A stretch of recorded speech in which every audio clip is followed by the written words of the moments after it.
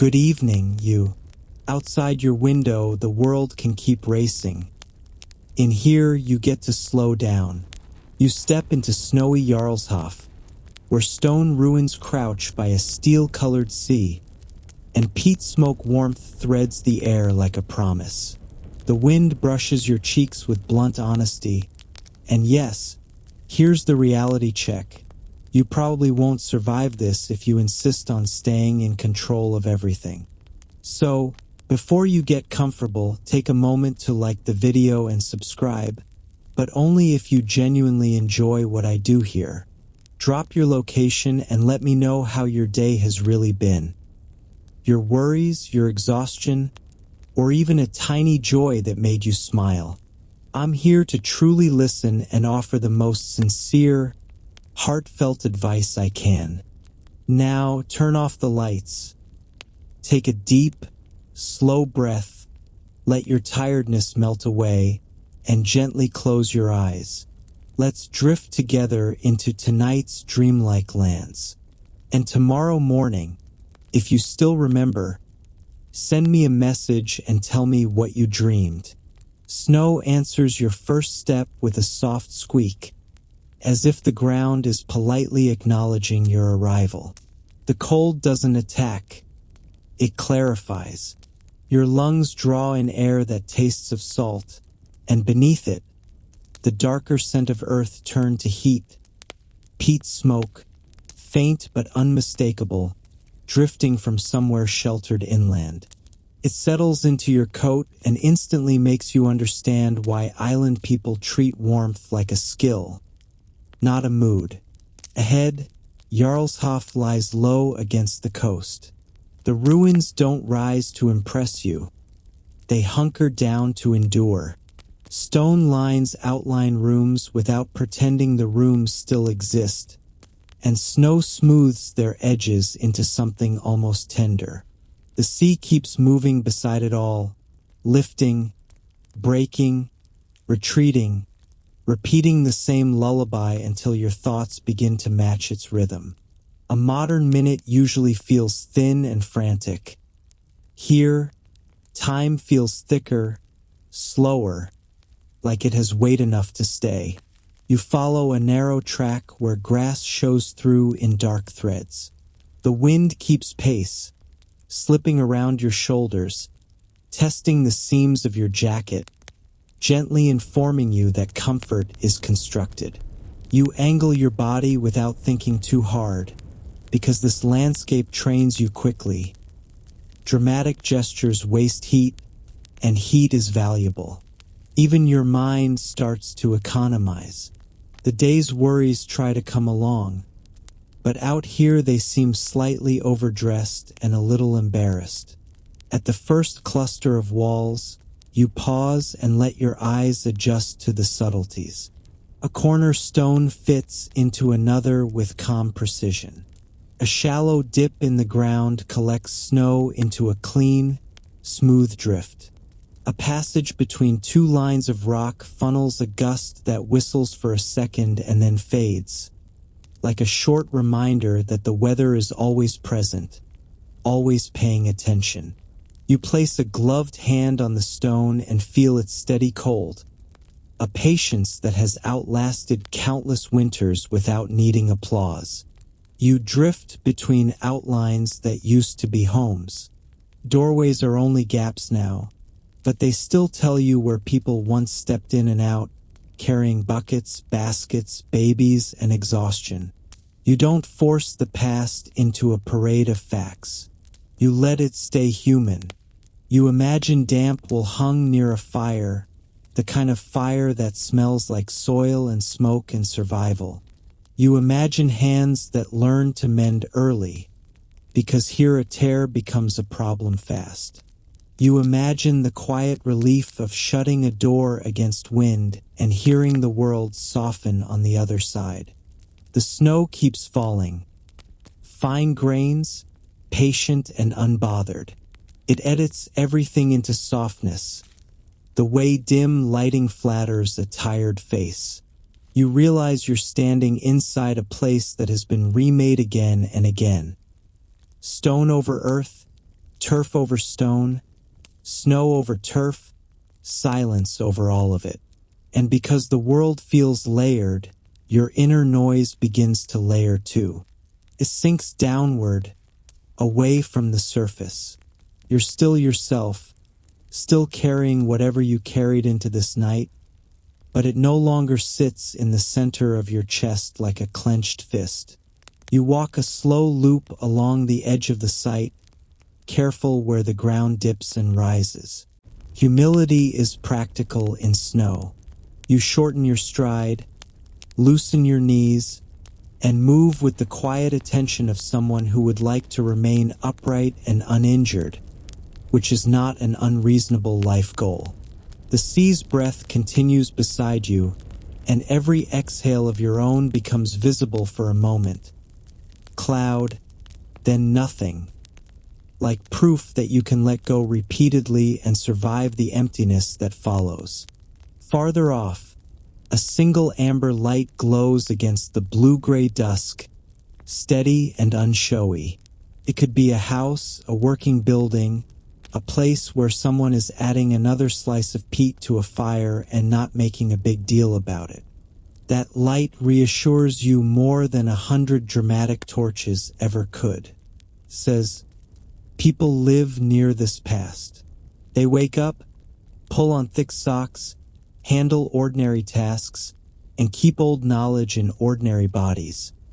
Knowledge about wool, weather, and what to do when winter decides to test your patience. For now, you let the ruins be your welcome. No speeches, no ceremonies, just stone, snow, and sea, giving you a quieter pace to borrow. You take one more breath of salt air threaded with smoke, and you turn, unhurried, toward that distant warmth, because tonight the only victory you need is arriving. You move toward that amber light, but the path insists on one more curve along the ruins, as if the ground is clearing its throat and asking to be properly heard. Snow settles into the gaps between stones, outlining rooms the way a slow tide outlines rocks, patiently, repeatedly, with no need for explanation. Your boots press a shallow track into the white, and when you look back, your footprints already feel like a temporary note on a page that will soon be clean again. The place is not a single site so much as a stack of sites, each one built on the bones of the last. You can feel it in your steps. The air changes when you move from one cluster of walls into another. Here, a sheltered pocket where the wind softens. There, an open corridor where it threads straight through, tugging your scarf like it wants to hurry you along. The wind is the nearest thing to a schedule out here. It doesn't announce times. It simply insists. You drift over stone thresholds that once meant something very specific. Inside, outside, familiar, unknown, warm, cold. Now they are only lines at ankle height, but your body still treats them as boundaries. You hesitate a fraction before stepping across, because the mind is wired to respect doorways. Pause, assess, enter. The ruins make your own habits visible, like a mirror that doesn't flatter. Snow makes the layout easier to read. It fills shallow hollows where walls used to rise higher and leaves slight ridges where stone still holds its shape. In places, the white lies smooth and untouched. In others, it's scoured thin by gusts that pick up crystals and fling them sideways. The pattern is a map of pressure and shelter, of what stands and what yields. You begin to understand why people here built low, snug, and stubborn. You don't win against wind, you redirect it. A few steps and the stonework changes. Tighter here, broader there, corners sharpening into angles or rounding into curves. The architecture is not trying to be stylish. It is trying to survive. You imagine hands testing a wall with the same practical skepticism you used on the icy ground, fingers checking for wobble, for gaps, for the spot where winter will pry its way in.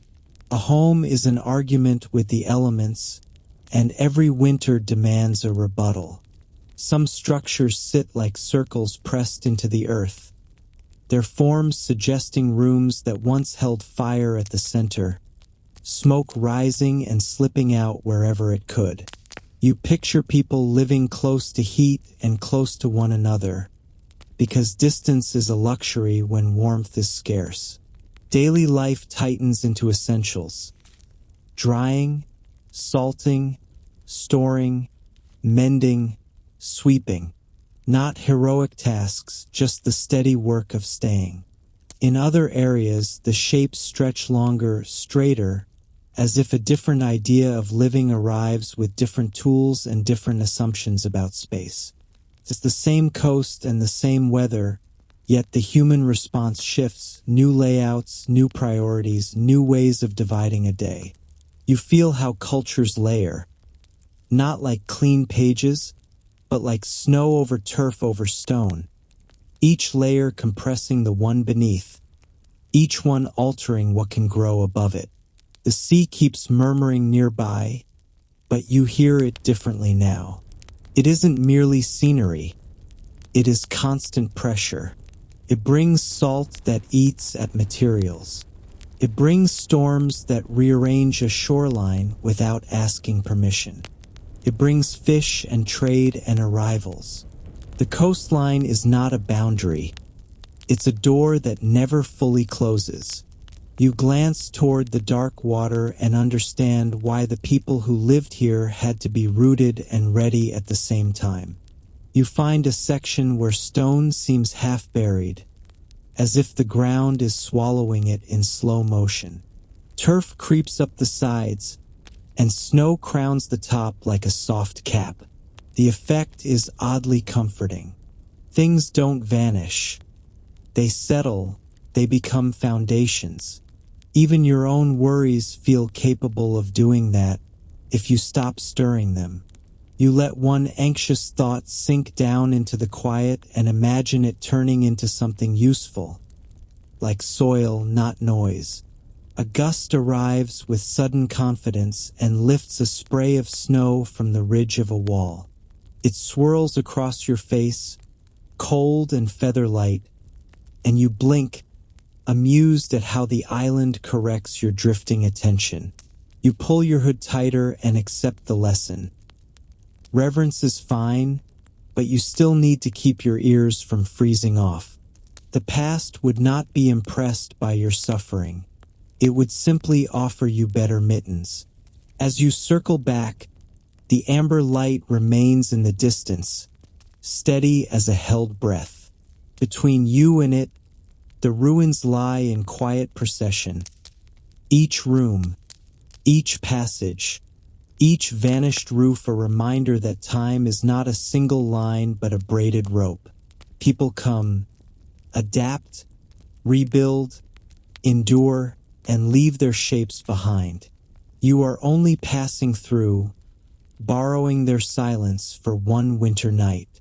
You slow near the edge again, where stone meets open air and the sea's rhythm rises. The wind presses at your back, urging you onward, and you finally agree.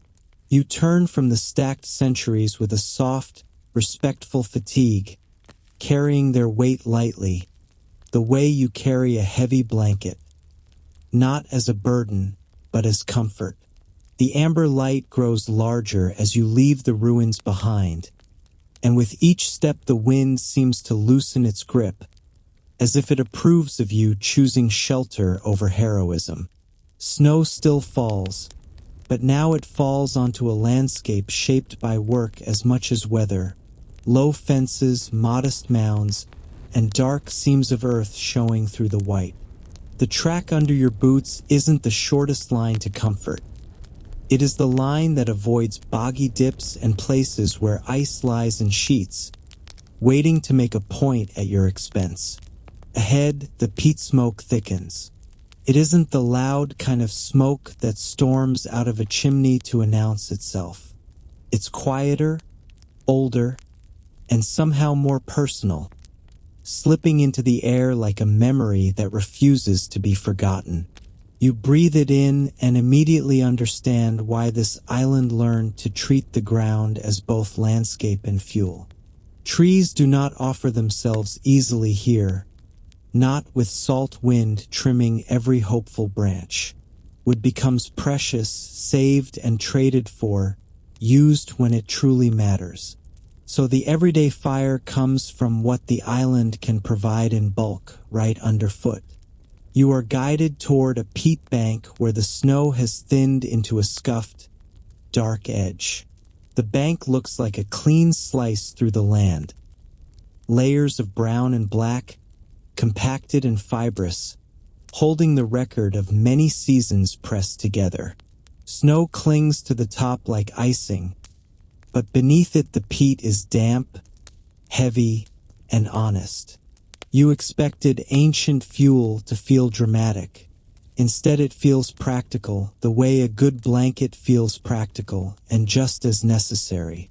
Closer in, you see where peat has been taken before, squared cavities, tidy faces of exposed earth, the geometry of survival.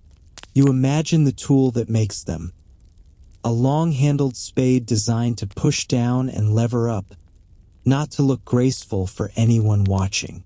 The work has a rhythm that doesn't waste effort. Press, cut, lift, set. It is not elegant in the way a dance is elegant. It is elegant in the way repetition becomes efficient, and efficient becomes kind to the body over a long winter. The scent changes as you stand near the bank. From far away, it is smoke and warmth.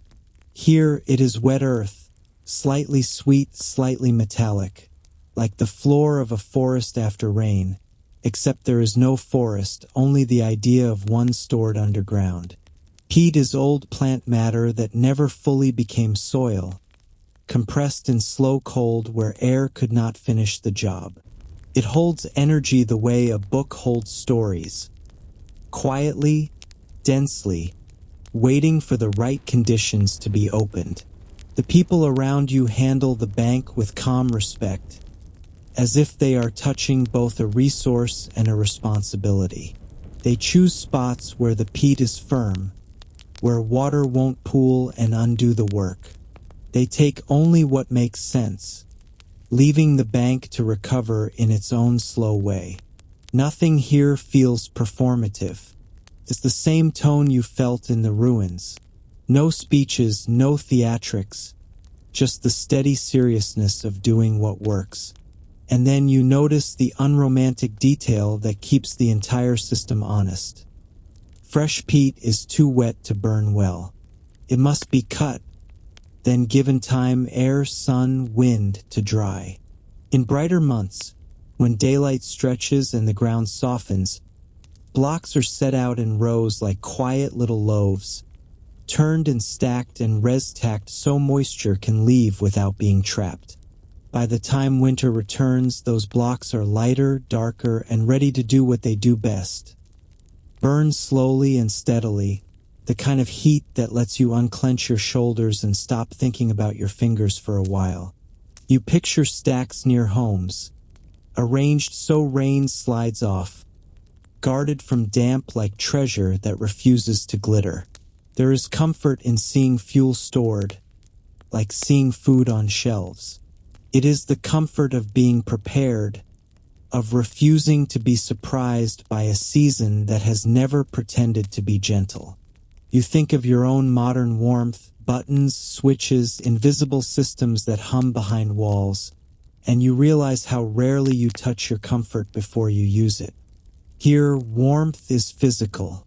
Warmth is carried in baskets and arms, stacked and counted, protected from damp like a small fortune. The bank offers you a lesson that is both simple and slightly rude. You cannot outsource everything and still feel steady. You cannot treat winter as a mood. Winter is a contract, and peat is one of the clauses. The logic is almost soothing in its bluntness.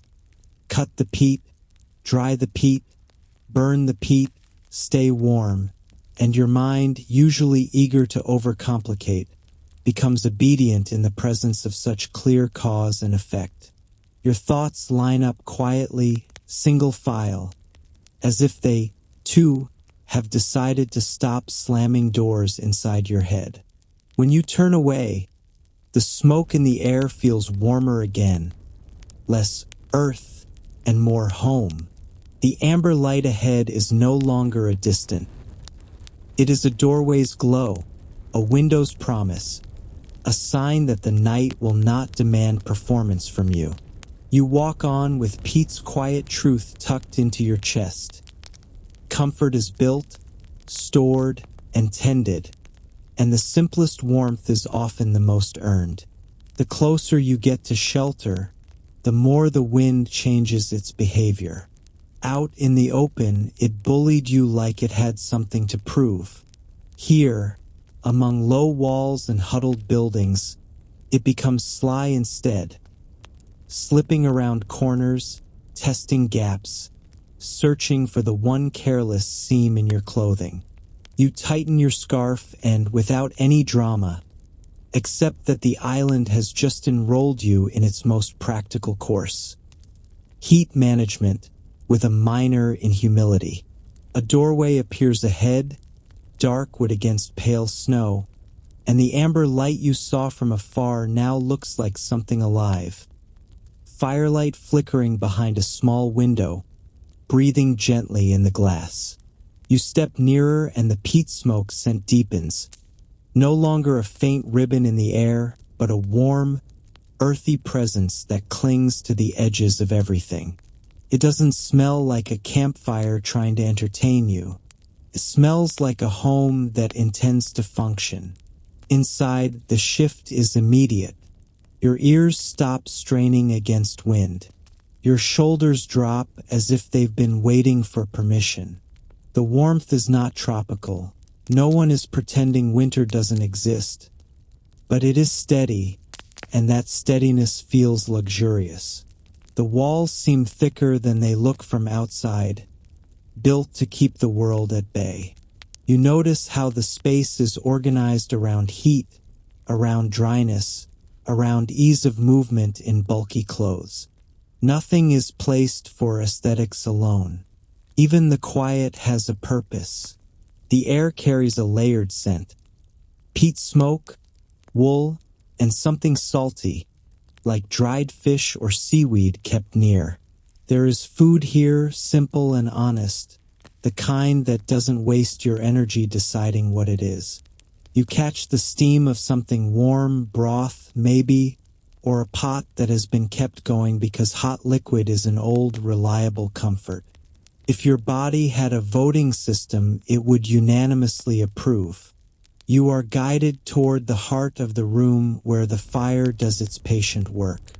Peat burns differently from wood. The heat feels deeper, less flashy. It doesn't crackle and leap. It glows and persists. It makes the room feel like it has a pulse. You watch the orange core soften the shadows and realize how quickly your nervous system trusts a constant flame. The modern world loves sudden brightness, sudden alerts, sudden decisions.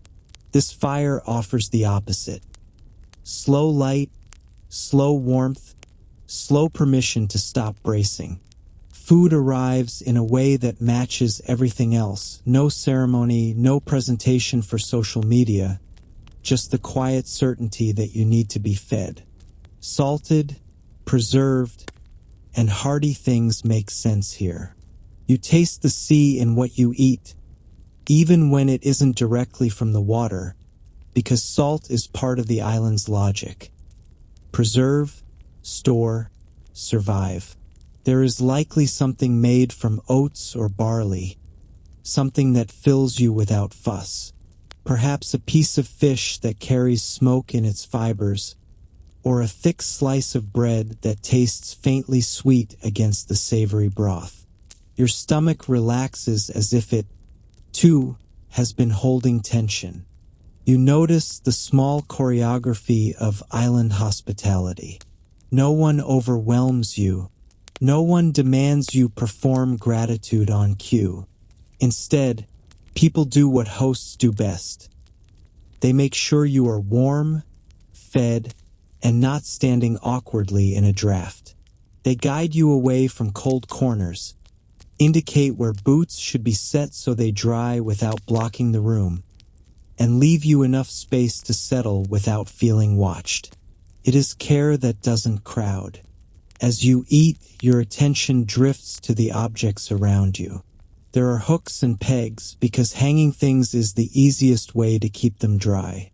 There are folded textiles, blankets, shawls, maybe a woven cloth, thick enough to be both warmth and protection. You see rope and simple tools that look used, not curated. A home here is not a showroom.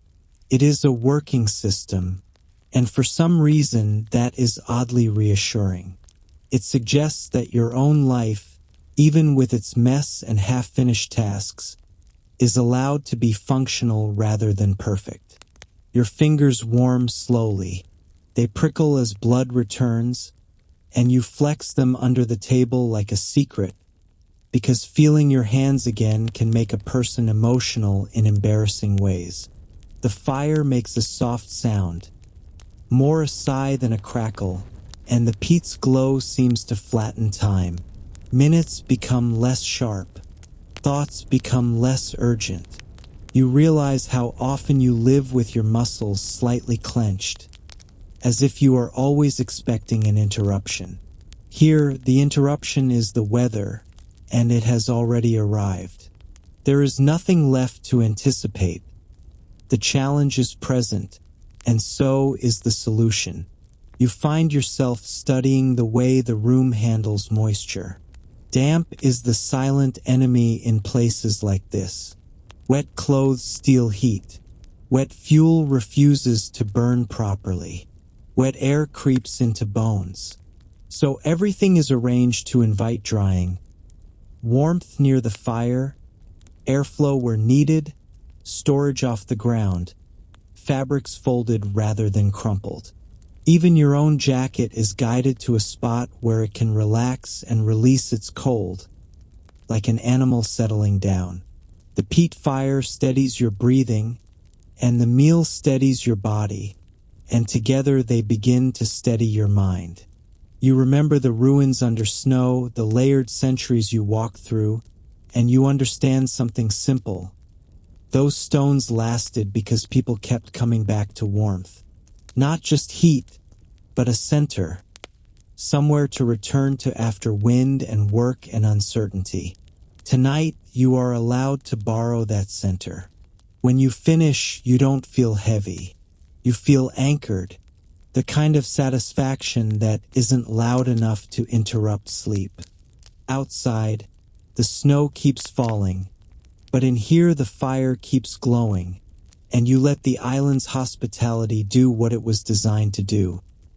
Hold you gently without asking anything dramatic in return. The warmth settles into you like it has always known your shape. After food, after heat, after the quiet competence of people who make winter livable, your body stops acting like every breath is a small emergency.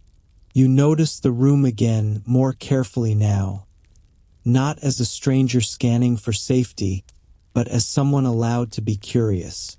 Near the fire, wool is everywhere, but not in the decorative, boutique way that tries to convince you softness is a personality. This wool is working wool. It has the faint scent of lanolin and smoke, and it looks like it has done its job in many seasons without needing praise. Bundles rest in baskets. A half-finished piece lies folded over a chair. A spindle-like tool, simple and familiar even if you've never used one, sits within reach like an extension of someone's hand. You are guided toward the wool work as naturally as you were guided toward the food. Here, stories don't always arrive as spoken tales. Sometimes they arrive as process, hands repeating motions that carry memory. You sit where the light is kind, not glaring, and you watch the transformation begin. Rough fleece to something finer, something orderly, something that will one day be worn against skin and keep a person from shivering through their own thoughts. First comes sorting, choosing what is usable, what is too coarse, what is best for outer layers versus what might become something softer. The logic is intimate. You don't treat all warmth as equal. Some warmth must be durable, resistant to wind and spray. Some warmth must be gentle, close to the body, the kind that makes a child stop complaining and finally sleep. You realize that even in textiles, the island practices a kind of emotional intelligence.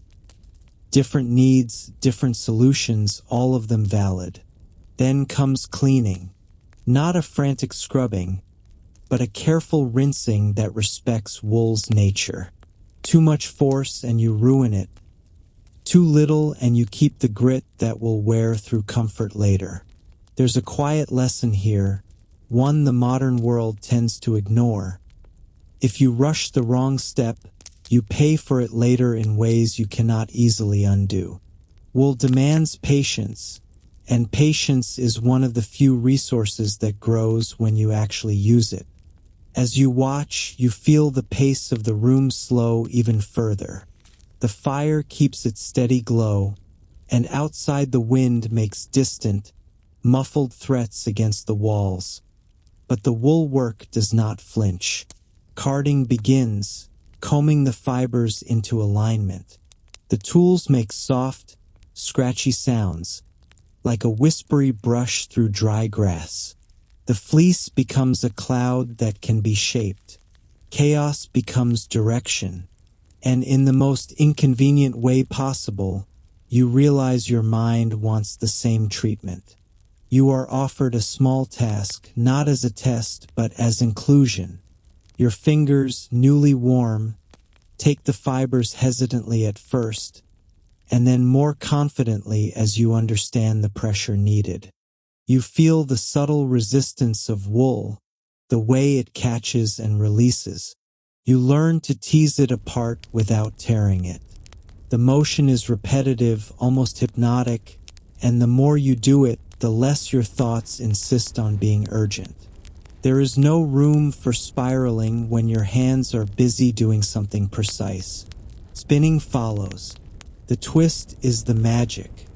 Fibers that were loose and drifting become thread that holds together, something that can be woven, knitted, repaired. You watch the strand form thin, then thicker, then even guided by fingers that have done this so long they don't need to think loudly about it. The thread wins onto itself with quiet satisfaction. You can almost hear the island's philosophy in the motion. Take what you have, shape it, make it reliable. Wool tales begin to emerge, not as dialogue, but as small demonstrations and the objects themselves. A sock with extra reinforcement where the heel would wear first.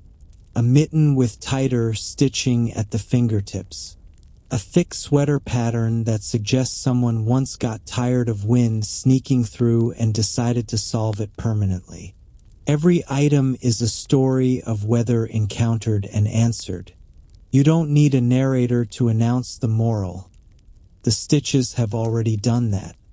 You notice colors too, natural creams and grays, deeper browns, perhaps a muted sea dark shade. Nothing too loud, because loud dye is not always the priority when staying warm is the priority. Still, there is beauty. The beauty isn't ornamental. It is structural. It's in the consistency of the thread, the evenness of the weave, the way a finished textile drapes with weight and dignity. You begin to suspect that true craft is always a form of calm power.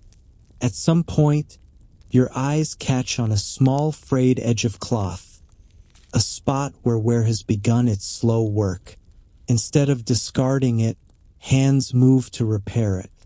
A few stitches, careful and unhurried, restore strength. You feel something soften in you at the sight. The island doesn't pretend nothing breaks. It simply treats breaking as part of the cycle and repair as the response. You think of your own days, how quickly you judge yourself for fraying, for feeling thin at the edges. Here, fraying isn't shame, it's information. The wool work continues, and your breathing continues to match it. Slow, steady, repeat. Outside, snow keeps falling, but inside, warmth is being made into a portable thing, heat translated into cloth, comfort translated into something you can carry.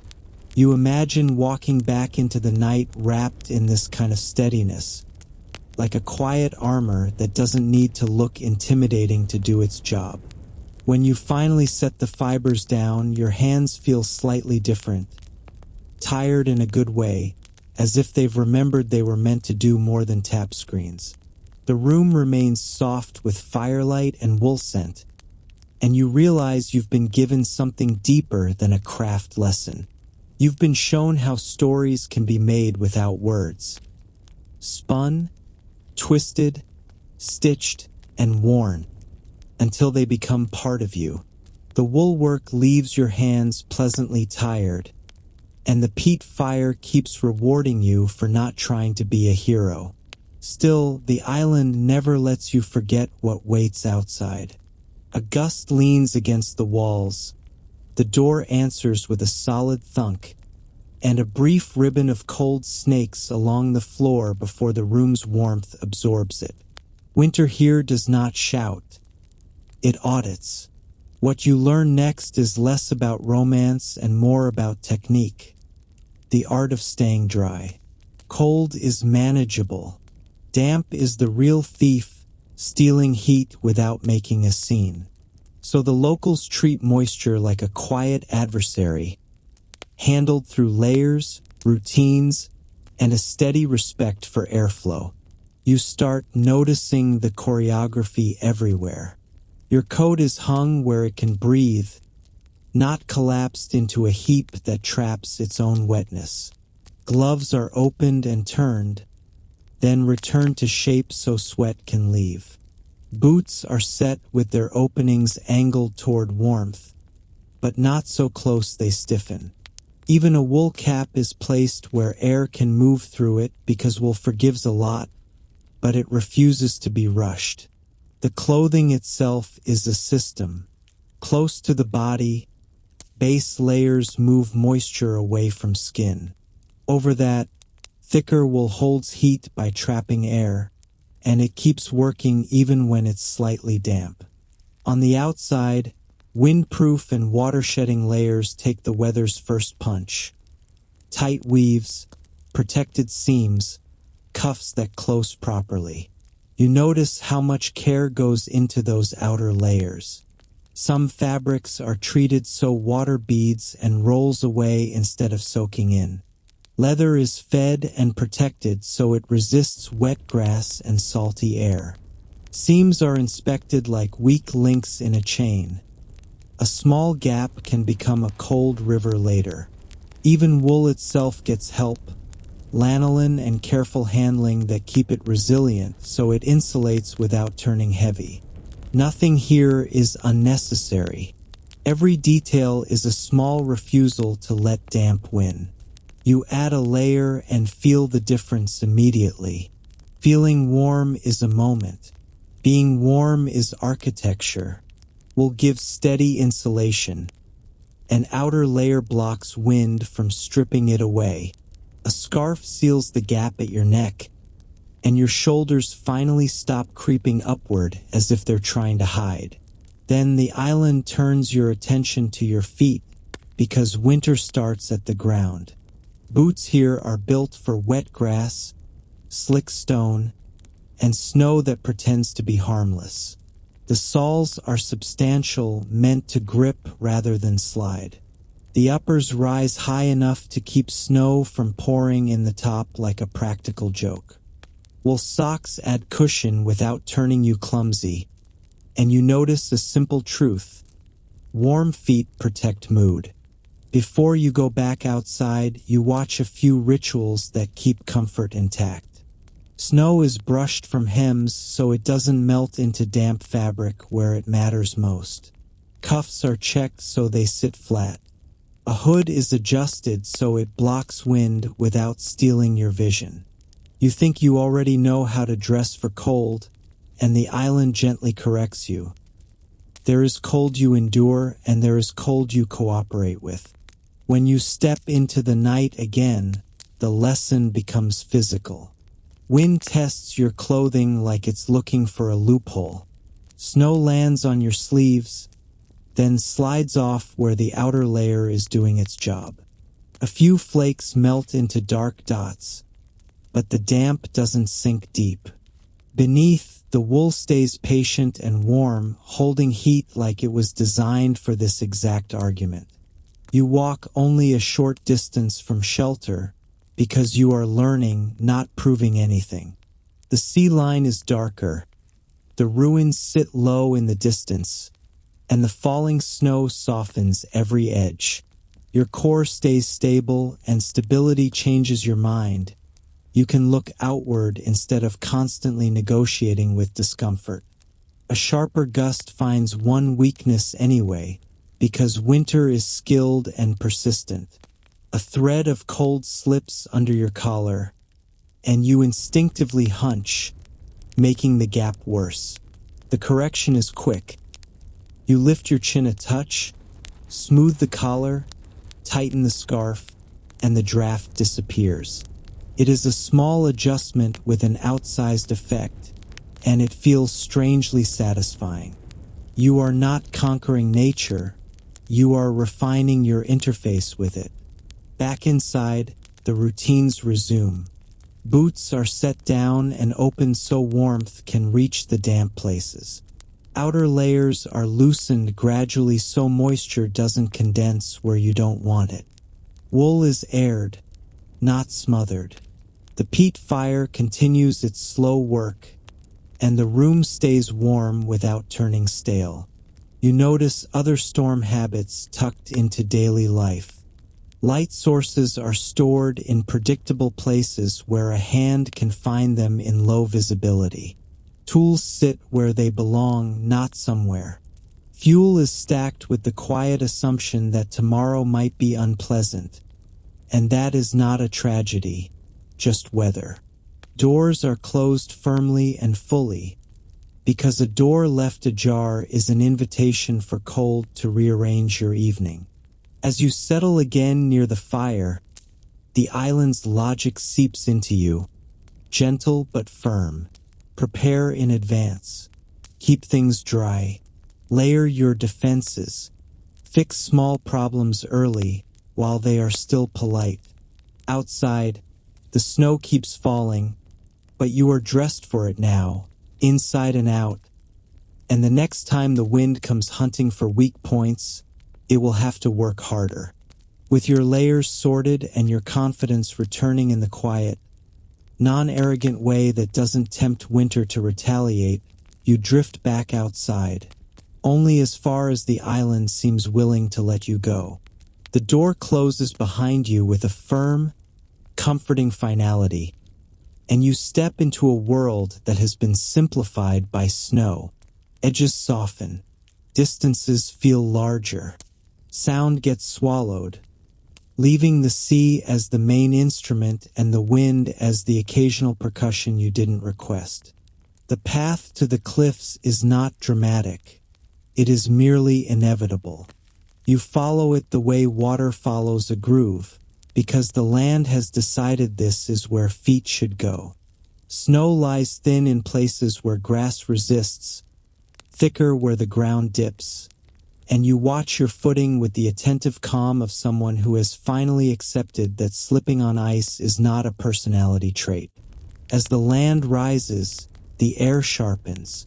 Salt pushes into every breath. The peat smoke scent fades behind you, replaced by something cleaner and colder.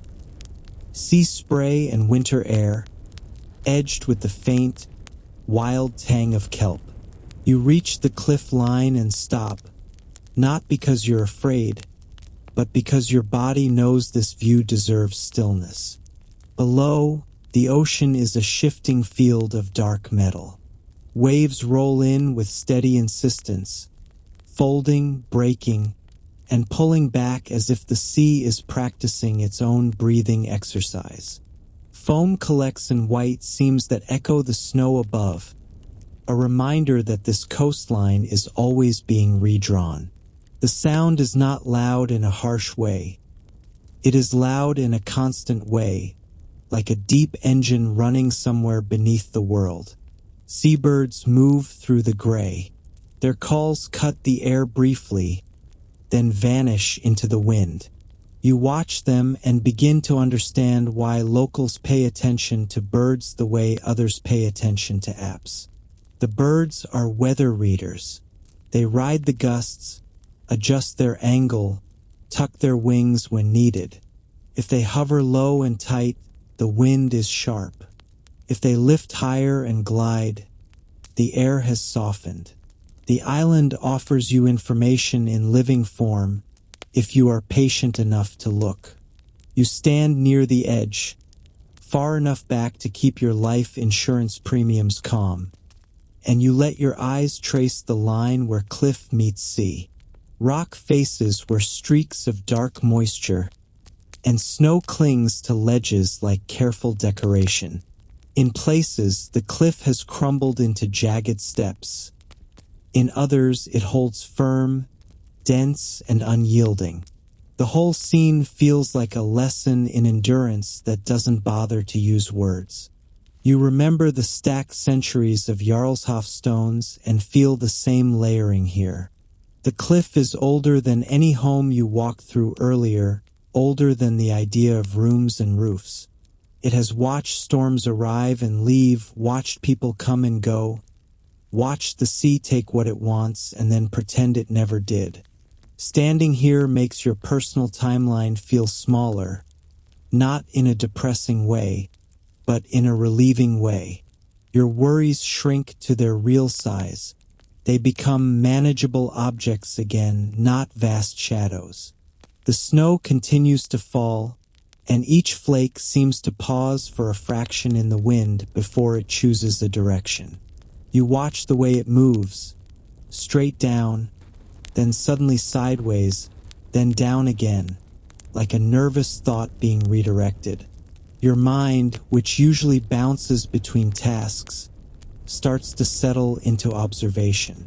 The cliff invites it. If you insist on thinking loudly here, the wind will simply talk over you. You take a slow walk along the cliff path, not far, just enough to feel the landscape change. A shallow hollow offers brief shelter, and the temperature seems to rise by a whole degree, which in winter terms is basically a spa treatment. Then the path opens again, and the wind returns, more direct, reminding you that comfort is always conditional here. You adjust your hood, tighten your scarf, and keep going with the quiet practicality you've been trained into tonight. As you move, you notice the small signs of life that winter can't erase. Dark tufts of grass poke through snow. A stubborn patch of lichen clings to rock, pale and textured. In a crack, a line of ice forms a clean, transparent blade. The land is not dead. It is merely paused. That pause feels familiar. It matches the way you want your own mind to pause. Still alive, still capable, just resting. The birds shift again. A few lift and swing inland, and you sense the wind changing. Not a storm yet, but a tightening in the air, like a hand closing. You remember the island's lessons. Notice early, adjust early, don't wait for discomfort to become a crisis. So you slow, turn slightly, and let the wind slide past your shoulder rather than hit you head-on. It's a small body angle, but it changes everything. Your warmth holds. Your breath stays easy. You linger at a point where the view opens wide. The sea stretches toward a dim horizon, and the snow makes the land behind you glow faintly in the dusk. You feel a calm you didn't manufacture. It arrives naturally, as if the cliff has simply taken your mind by the scruff and set it down in a quieter place. When you finally turn back, the path seems clearer, not because the snow has stopped, but because you've learned to read the landscape. You follow the safe line, the slightly higher ground, the places where wind has scoured snow thin and revealed the firmness beneath. And as you return toward shelter, you carry the ocean's rhythm with you. Steady, repeating, unbothered by your deadlines. And you let it become the tempo of your own thoughts. The warmth of shelter waits behind you, but you don't rush back as if the night is chasing you. You move at the island's pace now, measured, economical, and quietly respectful of whatever the weather might be planning. The cliff path bends down toward the shoreline, and the world shifts from wide, exposed sky to tighter geography. Rock outcrops, sheltered pockets, narrow passages where wind accelerates like it's late for something. You follow a line where old footsteps have trained the ground into agreement. Snow is thinner here, scuffed by repeated use, and in places the dark earth shows through like a bruise. The sea is closer now, louder, and you can smell kelp more clearly, sharp, green, briny. It's not a perfume. It's information. Tide, rock, salt. The constant wetness that makes every decision about materials and routes feel serious. The shoreline is not a single edge. It's a system of small inlets and skerries, low rocky islets and protrusions that interrupt waves and create pockets of calmer water. In summer, these places might look like playful geography, like nature's attempt at decoration. In winter, they look like navigation markers that could save a life. The sea doesn't offer forgiveness. It offers patterns, and you either learn them or you don't. You reach a sheltered dip where the water is less violent, and you imagine boats pulled up here, noses angled away from the worst of the swell. You can't help noticing how the land itself suggests where to land and where not to. The calmest spots aren't necessarily the prettiest. They're the ones protected by rock, by shape, by the angle of the coast. Island sea sense isn't mystical. It's geometry plus experience. You walk along the upper edge of the beach where stones give way to a mix of sand and seaweed slickness. Your boots find traction, but you still step like a person who values ankles. The sea leaves small offerings, shell fragments, smooth pebbles, driftwood dark with water. You think about the driftwood and how precious it must be, the rare gift of wood on a coast where trees don't grow willingly. A piece of driftwood isn't just debris here. It's potential warmth, potential repair, potential tool handle. The island teaches you to see value where you'd normally see clutter. In the dim light, you notice old lines in the landscape that aren't natural. Subtle flat areas, worn tracks, slightly raised banks.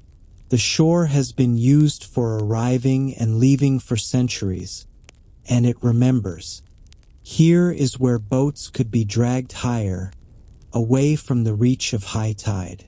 Here is where loads might be carried up toward homes. Here is where eyes would scan the water for weather shifts, for incoming shapes, for the difference between safe return and long wait. You pause and look out over the darker water beyond the skerries. The swell rolls in, broken and redirected by the rocks. Foam patterns form, dissolve, and reform like scribbles erased and redrawn. Even if you knew nothing about sailing, your body understands something basic. That water demands attention. The sea is moving even when you are still. It doesn't pause for your fatigue. The locals you've met tonight carry that attention in their posture. Even while walking, even while doing something as simple as checking a line of rocks, their eyes keep reading. They glance at the horizon, at the shape of clouds, at the way wind schemes the water's surface. Small observations stack up into decisions. Go now, wait, take the sheltered route, avoid that inlet, don't trust that ice. There is no drama in it, just an ongoing negotiation with a powerful environment. You find yourself doing it too. You watch the water's edge, where wave wash reaches and retreats. You notice where seaweed glistens and where stones look duller and safer. You choose a line slightly inland where traction is better. Each small choice is a quiet vote for comfort and safety, and the accumulation of these choices feels like competence. Not the loud kind, the kind that lets you sleep. A gust slides down the shoreline and lifts your hood slightly. You adjust it without irritation, because you've learned that winter's interruptions are not personal. You turn your face away from the wind, inhale through your nose, and taste salt again. The cold feels clean. The snow, falling thinly now, drifts sideways and catches in your scarf. You brush it off with a gloved hand, a small, tender maintenance ritual. As you move along the shore, you begin to sense how this coastline shaped the lives behind Jarlshof stones. The sea provided food, travel, and connection, but it also demanded skill. Fishermen and travelers would have learned to read skerries like punctuation marks, to understand which inlets offered shelter and which became traps when wind shifted. Boats would have been built not for elegance but for conditions. Sturdy, reparable, suited to cold water that doesn't tolerate mistakes. Routes would have been memorized the way you memorize a safe path through your own city at night. You follow a narrow passage between two rocky rises where the wind whistles briefly, then drops as you emerge into another sheltered pocket. The contrast is almost comical. One step you're being slapped by air, the next you're wrapped in relative calm. You understand why locals can look at a map and see more than lines. They see wind tunnels, lee sides, safe pauses. Geography is not scenery. It is strategy. Eventually, the shore path curves back toward higher ground, and the amber light from shelter becomes visible again between buildings. Your feet are slightly colder than before, but not uncomfortably so. Just enough to remind you that warmth is a system that needs replenishing. You take one last look at the skerries, at the restless water threading between them, and you feel a quiet respect settle into you. Not fear, not bravado, just a sober appreciation for the kind of knowledge that keeps people alive and quietly thriving in a place like this. You turn inland, carrying the sea's patterns in your mind, and you head back toward peat fire and wool-soft calm, ready for the next lesson the island is about to offer. The warmth you're walking toward looks close enough to touch, which is exactly how the island tricks you, kindly, efficiently, into forgetting how quickly weather can rewrite distances. The amber window glow sits between low shapes like a steady heartbeat, and for a few minutes you let yourself believe the path back will stay as legible as it was on the way out. Your boots find the familiar track. Your scarf holds the salt air off your throat. Your thoughts move in slow, obedient circles, as if they've finally agreed to stop sprinting. Then the snow thickens, not in a dramatic cinematic way. No thunderous cue, no sudden roar, just a gradual tightening, as if the air is being filled with softer and softer static. Flakes that were sparse become frequent. Frequent becomes constant. Constant becomes a curtain. The horizon fades first, then the mid-distance, and then even the nearest edges start to blur. The world loses contrast. Dark becomes less dark. White becomes less white. Everything turns into shades of muted gray, the kind of palette that looks peaceful right up until you realize it has removed your ability to judge where anything actually is. You keep walking because you're sensible and because you have momentum, and because the human brain is very good at assuming that what was true 10 minutes ago will remain true now. It's an efficient bias, useful for crossing living rooms and terrible for crossing coastal winter. Still, you're calm. You can still see the low roofs. You can still smell faint peat smoke. Your footing is stable. You tell yourself this is fine, and for a moment it is. A gust arrives sideways, sharp, clean, and focused, lifting loose snow from the ground and tossing it into your face. It doesn't hurt. It just interrupts your vision with white grains that sting your eyes and cling to your eyelashes. You blink and lower your chin, and in that small, reflexive movement you shorten your field of view. It's an innocent adjustment, the kind you'd make without thinking in any winter city. Out here, it's the first step toward a minor misjudgment, because when you lift your head again, the amber light looks dimmer. Not gone, just thinner, as if it's behind an extra layer of fog. You tell yourself it's because of the snow. You tell yourself you're simply seeing through more weather. And yes, that is true. But you've also drifted a fraction off the safest line, nothing dramatic, just a slight angle to avoid a patch of slick ground near the shoreline. A small detour that felt smart and felt safe and felt like the kind of choice a competent adult makes. The only problem is that in a whiteout, slight angle is how routes quietly dissolve. The track you were following becomes less obvious.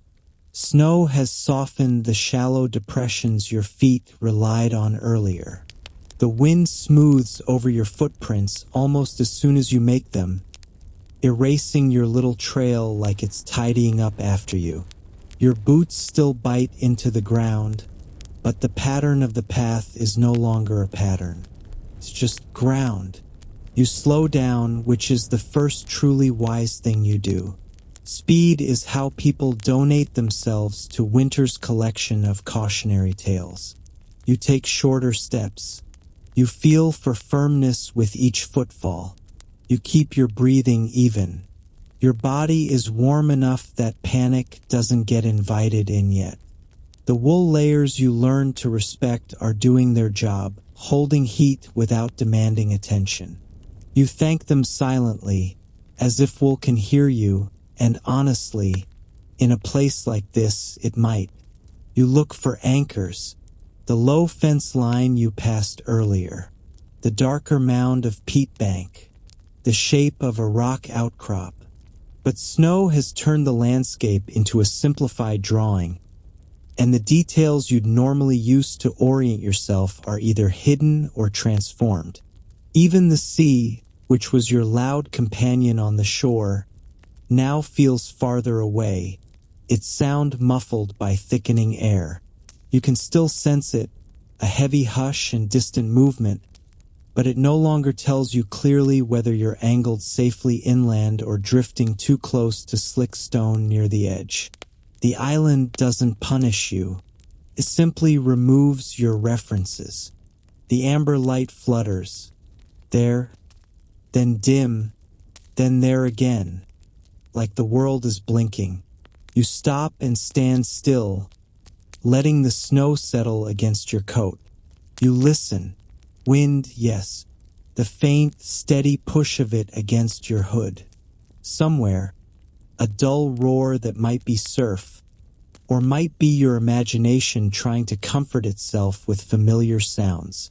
You turn slowly, scanning, and realize your eyes are working harder than they should. That's another clue. When your eyes strain, it means the environment is not offering enough information. You remember the cliff line, the scaries, the way the locals moved with constant awareness. You remember how they angled their bodies to let wind pass rather than hit. You remember the rule you were taught without anyone needing to say it. Notice early, adjust early, and don't wait for discomfort to become a crisis. So you stop pretending you're almost there and treat the moment as what it is. A small problem arriving politely. You check your sensations. Your hands are warm inside gloves. Your core is warm. Your face is cold, but manageable. You can afford to think. You can afford to be slow. That's important. A whiteout becomes dangerous when it steals your time, when you get wet or lose heat. For now, you have both. You take out a simple plan because winter loves simple plans. You choose one direction and commit to it carefully, rather than wandering in hopeful circles. You align yourself with the wind, feeling which side of your face it favors, which way it pushes your hood's edge.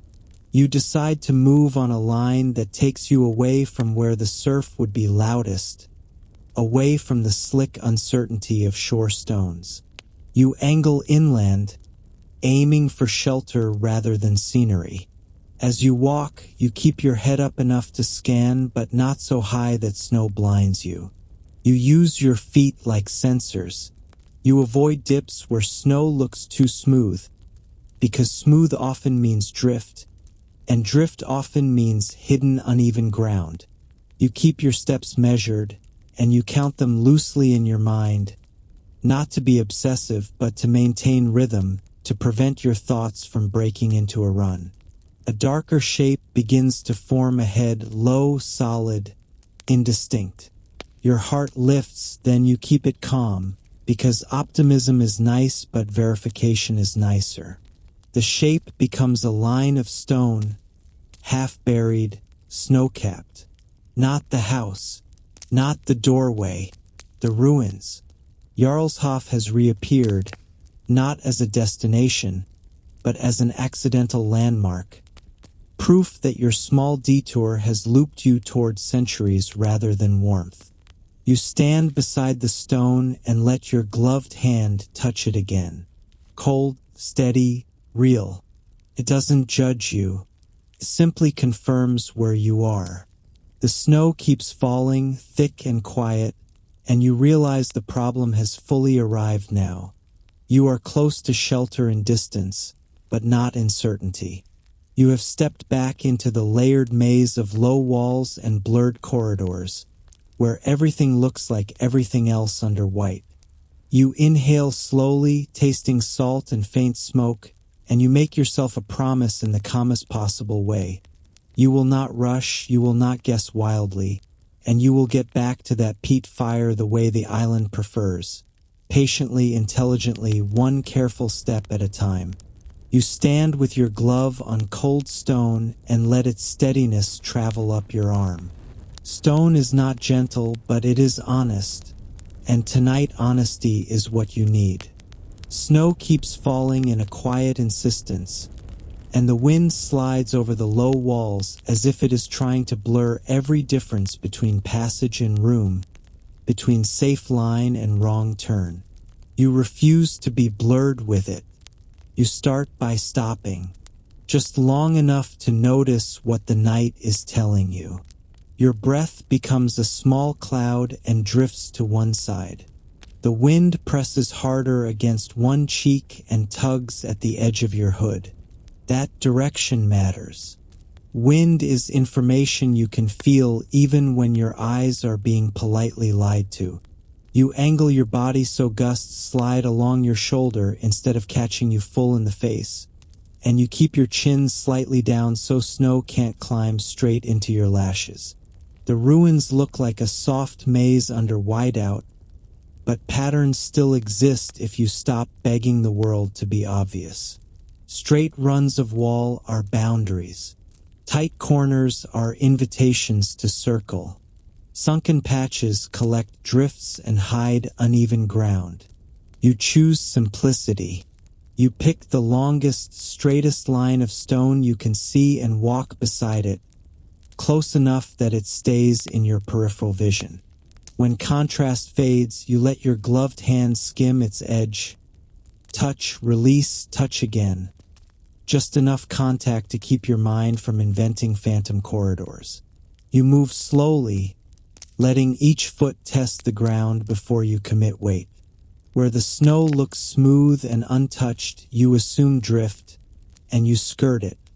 Where the wind has scoured the surface thin, revealing darker crust or earth, you trust it more. It's a soothing contradiction. Follow the harshness because harshness often means firmness. Your steps shorten. Your breathing stays even. You let rhythm do the calming work that panic always pretends it can do faster.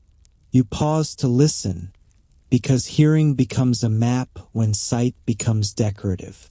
The wind is closest, whispering past your hood. Beneath it, the sea is a dull, patient pressure, reminding you where the coast lies even when you can't see it. You keep that roar as a boundary and angle away from it, choosing inland steadiness over shoreline slickness. Then you wait for the faintest hint of human life. It arrives as a scent more than a sound, a thread of peat warmth carried on air. Not thick smoke, just an earthy suggestion that doesn't belong to stone or salt. Comes and goes, and you don't chase it wildly. You simply correct your line by degrees the way you tighten your scarf earlier. Small adjustment, big effect. The wall you've been following ends, sinking under snow as if it has decided to rest.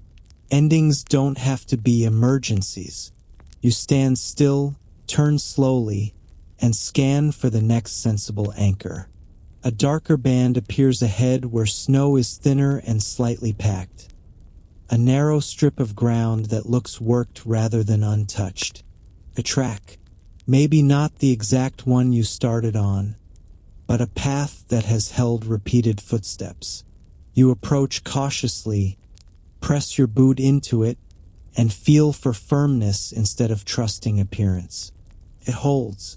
You place one step onto the packed strip, then another, and you let a new rhythm take over. Step, breathe, glance up, glance down. Snow still falls, but the trail gives you contrast, and contrast returns your confidence without needing to become bravado. The wind, which tried to wipe the world clean, becomes useful again. It pushes loose snow off the trail center and piles it softly along the edges. You keep your body angled into it just enough to stay stable, and you notice quietly, gratefully, that your warmth has held. Wool has done what it promised. The outer layer has blocked the worst of the gusts. Your little habits have mattered. A fence line thickens out of the haze, dark against white. You recognize it not as a cherished memory, but as a boundary you passed earlier without thinking. Tonight it is suddenly precious. You move alongside it like it's a guide rail, and the landscape begins to feel less like a guessing game. Then the amber light reappears between two low buildings, clearer now, unmistakably human. It doesn't flutter. It holds steady, as if it has been waiting without judgment. Your chest loosens. You don't celebrate loudly because the island doesn't reward loudness. You simply keep walking. In the building's lee, the wind drops sharply, and the calm feels like a hand pressed gently to your back. Snow clings to your sleeves and hood, then begins to melt into damp beads near warmth leaking through the door frame. The peat smoke scent grows richer. You brush your shoulders, stamp your boots lightly, and step inside. The interior hush meets you first, then the steady heat. Your ears relax. Your face tingles as cold retreats. Outside, the whiteout continues its quiet work. Inside, the fire continues its patient glow. And you, having lost the track and found it again, rest in the simplest triumph of the night. You are back, you are safe, and you didn't have to fight the island to get there. The door seals behind you, and the room's warmth gathers around your ribs like it has been saving a seat. Snow loosens from your hood in small, obedient clumps. Your boots release a faint squeak on the floorboards as you step into the firelight, and for a moment everything is perfect in the way only brief moments are. Heat steady, air calm, your mind quiet enough to hear the softest sounds. The peat's low glow, the building's occasional creak, the muffled insistence of wind outside doing its best to be dramatic without your participation. You begin the little rituals you've already learned, because comfort here is maintained, not assumed. You unfasten layers slowly so damp doesn't trap itself. You hang your outer coat where air can move through it. You turn your gloves open, let them breathe. You set your boots so their openings face warmth but don't crowd the fire, like you're placing them at the edge of a polite conversation. Then you notice something off. Not a catastrophe, not even a clear problem yet, just a shift in the room's behavior. The peat fire's light looks slightly duller, as if its confidence has lowered by a notch. The air feels thicker. The scent of smoke, usually earthy and comforting, turns sharper at the edges, less home. More something is not venting the way it should. A faint haze lingers near the ceiling, not enough to alarm you, but enough to make your eyes blink more often than usual. You stand still and listen with your whole body, the way you did in the whiteout. A fire has moods. When it burns well, it has a steady hush, a quiet pull of air-feeding flame. When it struggles, it becomes fussy. You hear it now, an uneven draw, a soft cough of smoke that doesn't quite know where to go. The culprit reveals itself in pieces, because island problems rarely arrive with a bright label. First, a draft shifts as wind presses the building's outer walls, and for a moment the air inside seems to reverse direction. The fire responds by exhaling smoke instead of drinking air. Second, the fuel nearest the flame looks darker and heavier than it should. Not the dry, ready blocks you imagined earlier, but peat that still carries too much damp in its belly. Wet fuel doesn't burn. It sulks. It steals heat to evaporate moisture, and in doing so it cools the fire at exactly the time you'd like to be warm. You could panic, of course. You could stomp around dramatically, waving your hands as if you're conducting the smoke into a better mood. But the island has already trained you out of theatrical reactions. You take the calmer route. You treat the fire the way you treated the path in snowfall. Slow down, find anchors, make small corrections. You start with air. A peat fire is stubborn but fair. Give it the right conditions and it will glow for hours like it's proud of itself. Starve it of oxygen or confuse its draft and it will turn the room into a gentle lecture about physics. You look for where the fire draws from, the small intake that feeds it. If it's partially blocked by ash, by a shifted piece of peat, by the simple chaos of daily use, the fire cannot keep its clean rhythm. You adjust the fuel arrangement first, not with aggressive poking, but with deliberate spacing. Peat needs room for air to thread between blocks. Too tight and it smolders. Too loose and heat disperses. You create channels, little corridors of breath, so the fire can pull in what it needs. You notice how the glow responds almost immediately, brightening at the edges where oxygen finally reaches. But the smoke still behaves slightly wrong. It drifts where it should rise. That tells you the issue is not only in the firebed, it's in the draw above it. Somewhere, the path out is being slowed, perhaps by damp air cooling the flue, perhaps by wind pressing down and disrupting the chimney's pull, perhaps by a small accumulation of soot and ash that has narrowed the passage. The building is cozy, but it is still a system, and systems need maintenance. You watch how the smoke moves, curls, hesitates, then lazily climbs. Hesitation means resistance. You feel a brief prickle of irritation because you have just survived a whiteout and frankly deserve a fire that behaves. And then you let it pass. Nature does not accept complaints as currency. You shift your attention to the damp peat block nearest the flame. It's likely the main troublemaker, not malicious, just wet. You move it slightly back from the hottest core and replace it with a drier piece, one that feels lighter in the hand and less cold with moisture. The wet block is not wasted. It is simply reassigned. Can dry closer to warmth, not inside the heart of it.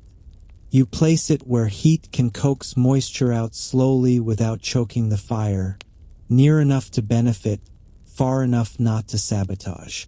This is the ritual you start to understand. Feed the fire what it can actually handle, not what you wish it could handle. The same principle would improve most modern workplaces, but the island doesn't bother making jokes about it. It just demonstrates. As the fuel changes, the flame's behavior changes too. The peat begins to glow more evenly, orange spreading through its textured surface like sunrise caught in soil. The smoke thins, becomes softer, more willing to rise. The air in the room clears by degrees. Your eyes stop blinking so often. Your shoulders lower again, as if they were waiting to trust the warmth. You still have one last adjustment to make, because wind outside continues to press and release against the building like a slow hand on a drum. A sudden gust can still shove air down the wrong way. So you manage the room's airflow, not just the fire's. A door left slightly ajar, a window seam, an ill-timed opening. These can all confuse draft.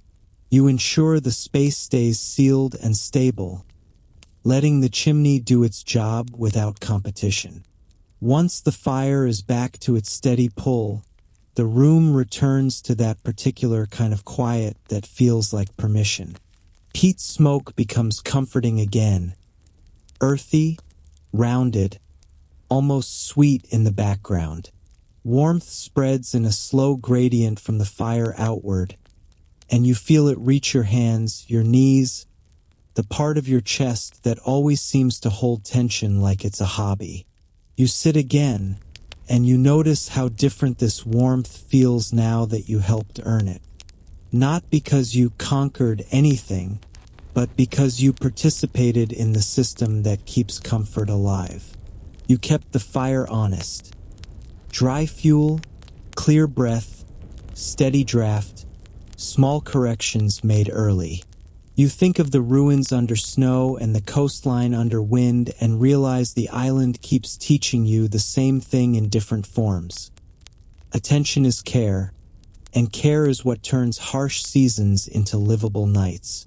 Outside, snow keeps falling, quietly erasing tracks. Inside, the peat fire glows steadily again, quietly refusing to go out. And you, finally, let yourself sink into that glow as if it's the safest kind of darkness. With the fire restored to its patient, steady self, The room feels not just warm but stable, as if the night has finally agreed to stop testing you for a while. The smoke behaves, rising cleanly. The heat spreads evenly. The building's small noises settle into background rhythm, wood adjusting, wind knocking politely on the outside, the quiet sigh of a place doing what it was made to do. In that stability, your attention drifts toward the ordinary objects that keep this kind of life running. Not the romantic artifacts people frame and label, but the daily items that save you from trouble. A coil of rope, a blade with a worn handle, a basket of mending supplies, a few lengths of wood stacked in a dry corner. The island is full of small rescues. You just have to learn to recognize them. You begin to notice how repairs are treated here. Not as emergencies, not as shameful evidence that something broke, but as normal maintenance. Part of the rhythm, like feeding the fire or turning wool so it dries properly. The mindset is simple. If you wait until something fails completely, the weather will punish you for the delay. So you fix things while they are still fixable. Your eyes catch a frayed rope, the kind used for hauling, tying, securing. The fibers are worn where friction has done its slow work. In a city, you might toss it aside and order a replacement without even feeling guilty. Here, replacement might mean cost, time, and risk. So the rope is examined, not condemned. The damaged section is assessed. A knot is retied. A length is spliced or reinforced. The rope returns to service with a new lease on usefulness. Then you see wood being checked, not for beauty but for integrity. A board is tested for damp, for softness, for the beginnings of rot. If it's compromised, it's not made into a crisis. It's reassigned. Perhaps it becomes a smaller part used where stress is lower. Perhaps it's dried longer. Perhaps it's cut away until what remains is sound. Materials here don't have one life. They have several, each one narrower, each one still useful. You find yourself drawn into a small sequence of practical tasks, not because anyone is ordering you, but because you're already warm and already included, and your hands now seem eager to be part of the night's quiet work. A torn edge of cloth appears, nothing dramatic, just a small failure where a seam has begun to give.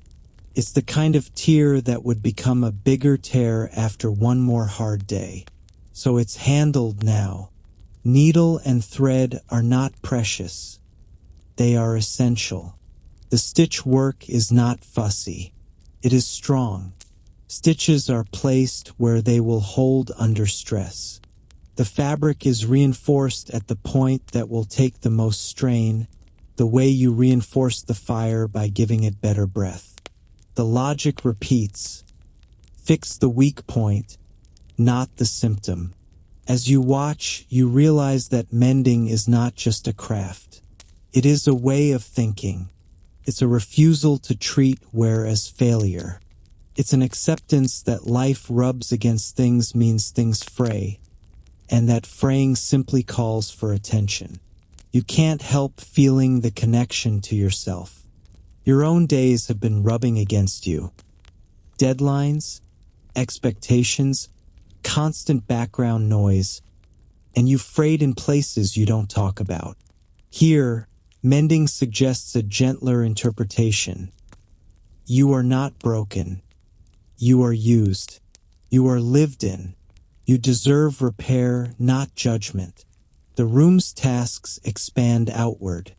A tool is cleaned and put back where it belongs, because searching for tools in a storm is an unnecessary form of suffering. A small pile of peat is rearranged so the driest pieces sit nearest to reach, and the dampest ones wait in a place where heat can coax them toward readiness. A bucket is checked for leaks. A lid is fitted properly. Everything is small, but everything matters. Even the space itself is maintained. Floor areas near the door are kept clear, because snow and meltwater are the enemy of warmth.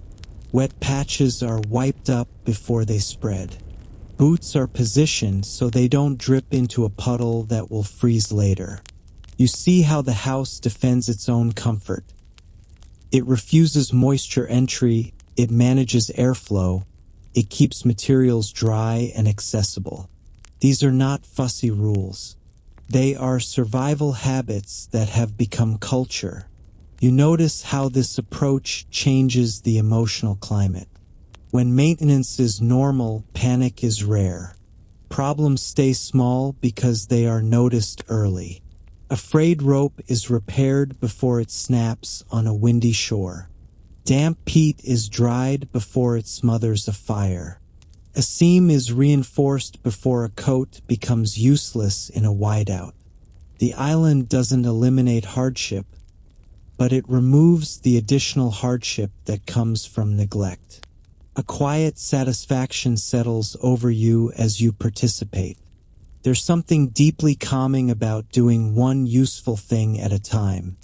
Modern life often asks you to solve 10 invisible problems simultaneously, to multitask your way into exhaustion, and then to pretend it's sustainable. Here, the rule is simpler. Do the thing in front of you well, then move to the next. Your mind, so used to being dragged, enjoys being led. The wind outside rises briefly, rattling something against the wall, and then it fades again. The building holds. The fire holds. Your warmth holds. You feel the steadiness of a system that is cared for.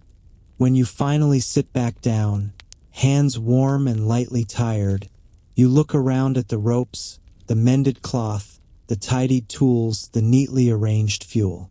None of it is glamorous, and that's precisely why it works. You are surrounded by proof that small acts of care can keep an entire night from tipping into discomfort. You breathe in peat smoke, soft, earthy, and let your eyelids grow heavier. The island's lesson sinks in without effort. Repair is not interruption. Repair is the rhythm. And when you live by that rhythm, even winter begins to feel less like an enemy and more like a season you can meet with quiet competence. The room grows quieter in the way that suggests everyone is doing the same thing at once. Letting the day settle. Tools are back where they belong. Wool is folded. The repaired cloth rests as if it never frayed. The peat fire, now properly fed and breathing cleanly, glows with a steadiness that feels almost smug, like it knew you would figure it out eventually and simply waited for you to stop being dramatic about oxygen. Outside, winter continues its steady work, pressing snow against the world and smoothing sharp edges into gentler shapes. Inside, warmth holds its center, and in that holding you begin to notice something subtler than tools and textiles. The small habits people carry that don't strictly belong to physics, but still affect how a night feels. You spot them first in objects that could be ordinary and yet aren't treated as random. A small token near a threshold, placed where feet pass but don't usually look. A knot in a cord that seems tied with more intention than necessary. A pattern in a woven band that repeats in a way that feels older than fashion. None of it is presented like a museum display. It's simply there, integrated into daily life the way salt is integrated into island air.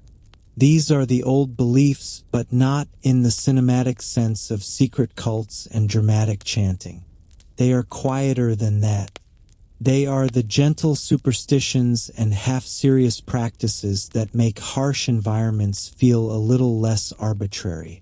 They don't replace practical knowledge. They sit beside it like a second layer, much like wool under a windproof coat.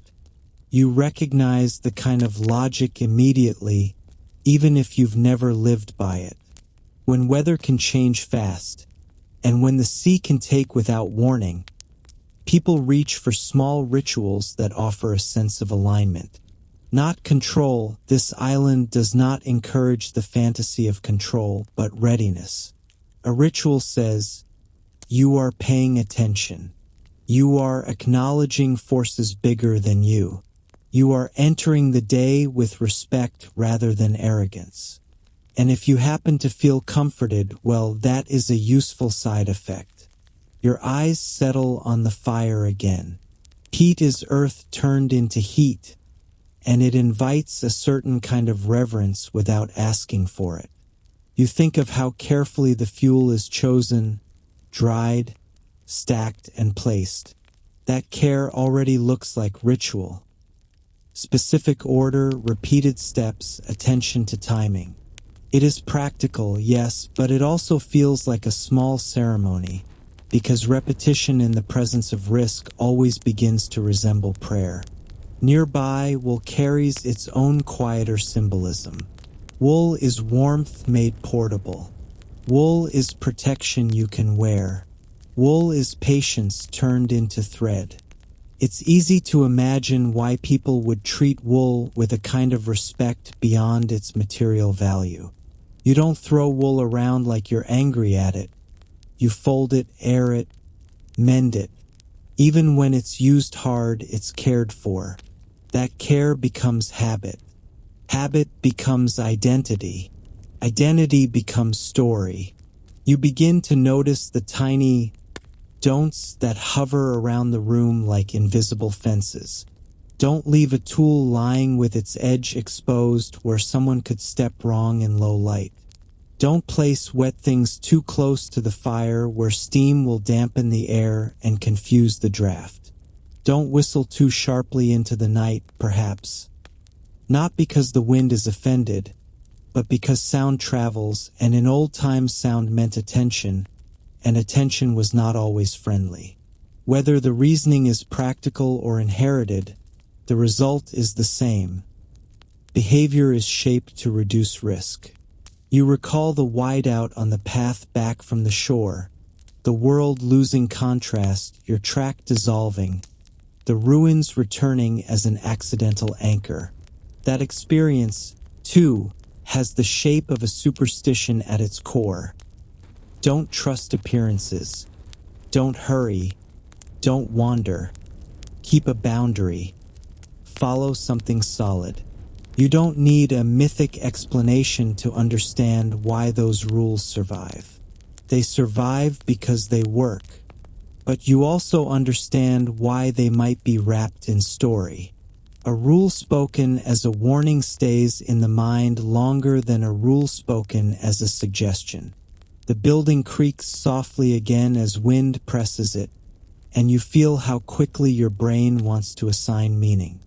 Is that a message, a sign, or just wood adjusting like it always does? The answer is probably the least exciting one, but you notice how soothing it is to entertain the question anyway. Wonder is a gentle medication. A bit of mystery can make a hard landscape feel like it has personality rather than hostility.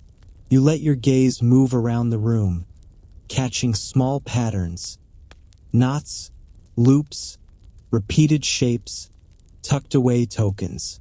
You think about how people might have once treated a voyage, a storm, a winter crossing as something that required more than preparation. Perhaps they tied a certain knot before going to sea. Perhaps they avoided certain gestures at the threshold. Perhaps they kept a charm near the door, not because it could physically stop wind, but because it could stop fear from multiplying. Fear, after all, is the real draft. It sneaks in, spreads, and turns a manageable night into a miserable one.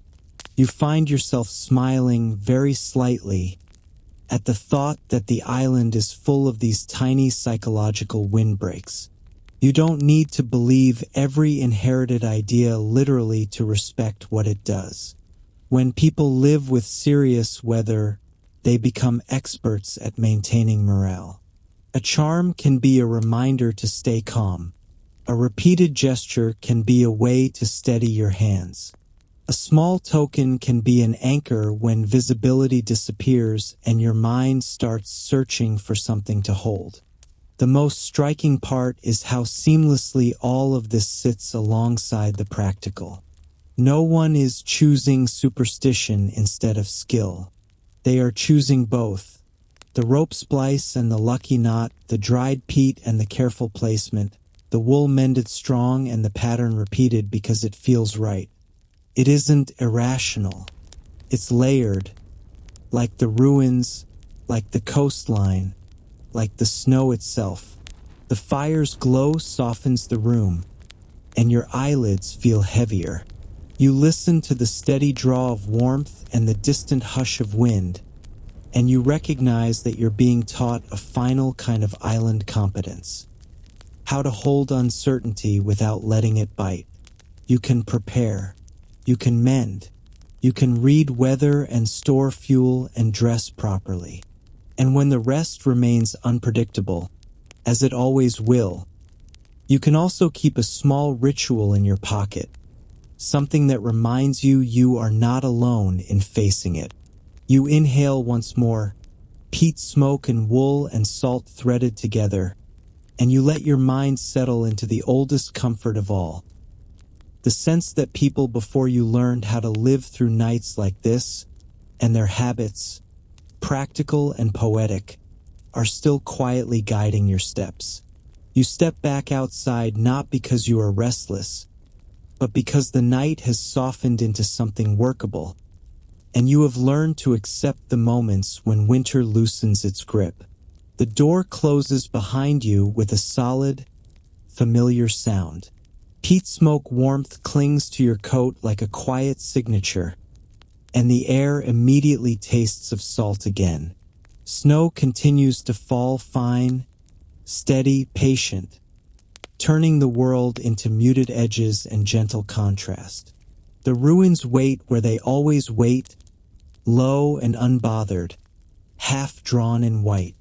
You take the sensible route you found after the whiteout, choosing firmer ground and avoiding dips where drifts hide unevenness.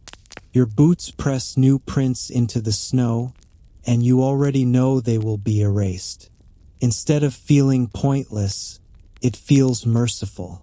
The island does not demand that you leave proof behind. As you near Jarlshof, the wind changes character. It still exists, but quieter now, sliding over stone and through gaps like a careful visitor rather than a bully. The sea is louder tonight, a steady, distant weight under everything, and that rhythm steadies you too. Stone, snow, sea, each one doing its own slow work, each one refusing to hurry for your convenience. You step between low walls and let your eyes relax into simple geometry. Snow outlines rooms the way chalk outlines a plan. Corners softened, lines clarified. In some places, gusts have scoured the tops clean, exposing dark rock like a spine. In others, snow gathers in angles and rounds them into gentler shapes. You move slowly, not from fear of slipping, but because speed feels unnecessary here, and unnecessary things lose their charm quickly. A threshold appears, only a line of stone at ankle height, and your body pauses anyway. It is an old instinct, inside and outside, shelter and exposure. You honor it with a brief stillness, then step over. A few flakes cling to your scarf, and you brush them away with the same calm you used when you adjusted the fire's draft. Small maintenance, early correction, a quiet refusal to let minor discomfort grow teeth. The ruins do not force history on you. They invite you to notice. A passage narrows where walls once guided bodies through. A circular outline suggests a room built around warmth. A shallow hollow hints at a floor worn by years of movement. You imagine the simplest scenes without turning them into theater. Boots set near a fire, damp wool hung where air could move through it, hands sorting fibers because warmth had to be made, not wished for. Your fingers remember the wool from earlier, fibers aligned, twisted into thread, made reliable by repetition, and that memory changes how you read these stones. The buildings weren't only places to sleep, they were systems for staying alive. They held heat, they blocked wind, they created predictable space where repairs could be done before the weather made everything urgent. Even the shapes feel modest on purpose, as if the island has always preferred survival over statement. You find a spot where two low walls create a small lee and stand there for a moment.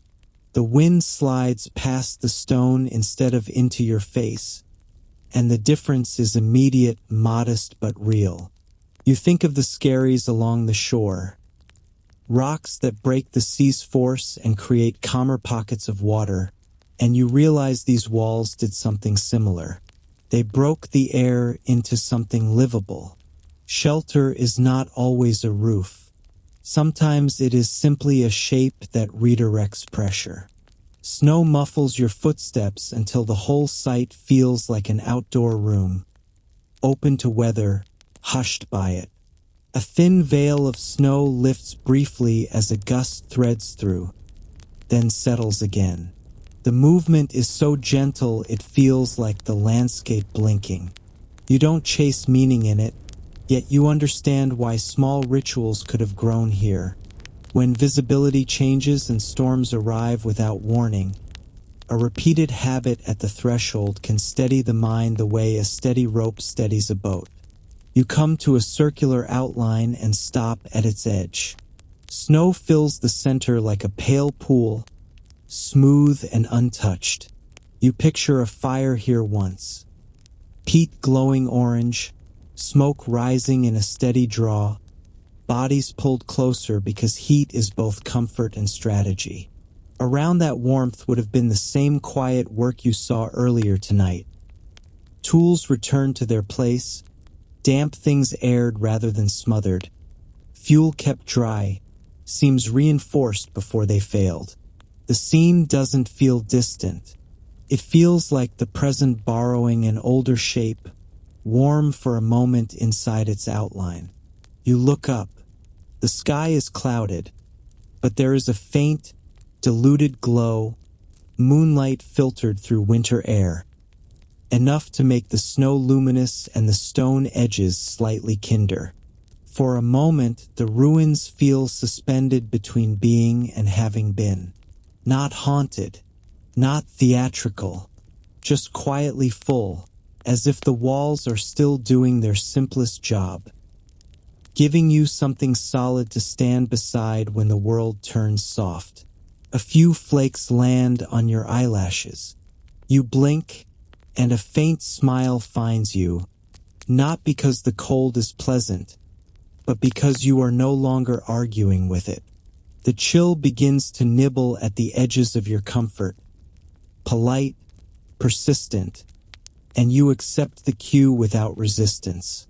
You turn back the way you came, following firmer ground and the faint guidance of your own prints, knowing they will vanish behind you. The peat fire's glow waits beyond the snow, steady as a promise you can actually keep. You return to the building with the peat fire the way you now return to anything that keeps you steady. Without rushing, without bargaining, with quiet gratitude that doesn't need to announce itself. Snow shakes loose from your sleeves as you step inside. The warmth meets you immediately, not as a dramatic embrace but as a reliable baseline, and your body accepts it with the soft relief of someone finally done pretending they're fine in weather that absolutely does not care. You do the familiar rituals. Boots angled toward heat, gloves open to breathe, outer layers hung where air can move through them, because you have learned the island's most flattering truth about you. You are capable of maintenance. The peat glows low and even, the smoke stays polite, and the room returns to that calm, functional quiet that makes your thoughts stop trying to be the loudest thing present. The night unspools without fuss. Wind presses at the walls, the building holds, and your mind gradually loosens its grip. One by one, worries slide off like meltwater from a well-treated sleeve. Sleep arrives less like a fall and more like being lowered into warm dark, while the peat fire keeps breathing, steady as a heartbeat you don't have to manage. When you wake, morning has done its understated miracle. A little more light, a little less menace. The sky is still winter pale, but brighter, washing the snow in a faint sheen. Inside, the air is warm yet fresh, as if the house has been quietly exhaling all night. You can almost taste yesterday fading. You lie still for a moment, listening. The sea is there always, but it sounds gentler, still powerful, just less intent on proving it. You rise and move through the same practical choreography. You check gloves for damp. You flex boots to see if they've dried properly. You layer with intention, not because you plan to conquer the island before breakfast, but because cold does not respect your schedule. You notice how the space has been kept clear near the door, how wet patches have been managed, how fuel is stacked as if tomorrow will be real, which inconveniently it will be. Outside, snow has settled into a calmer blanket. Your footprints from last night are faint or gone, softened into the general white. The world looks clean enough to tempt you into thinking it's harmless. Then you remember the whiteout, the way pretty can become where am I in minutes, and you let the thought settle as a quiet, useful correction. Jarlshof sits under snow like a patient animal, still enduring. In daylight you can read more. How walls align, how passages guide movement, how certain corners create shelter from wind. The ruins look less mysterious now and more like what they are, evidence of decisions made by people who wanted to wake up warm. You remember your hands in wool and your breath near peak glow, and suddenly those decisions feel close. You walk a short loop, nothing ambitious, just enough to let the stones have their final say in your body. Slow, steady, and unmistakably real. The cliff line is visible again, and the skerries sit dark against lighter water. Seabirds move through the morning air with that effortless competence that feels almost rude, like they're demonstrating survival without a PowerPoint. You watch them and recognize the lesson you've been collecting since you arrived. Attention makes things safer, and calm makes attention possible. You see it in the birds' angle into wind, in the way waves break around rock, in the way snow gathers where shelter exists. Near the shore, you notice small overnight changes. Foam residue in a new line, stones freshly wet, seaweed nudged higher. Nothing dramatic, just proof that the coast never really holds still. The thought doesn't depress you. It relaxes you. Your life is allowed to change too. It is allowed to be shaped by weather, by work, by time, and by the kind of care you saw last night. Fix the weak point early, keep things dry, don't starve the fire of breath. Back at shelter, departure becomes another practice. You gather what you brought and notice what you're carrying out. Peat smoke threaded into your clothes, wool soft steadiness in your hands, and a quieter rhythm in your mind.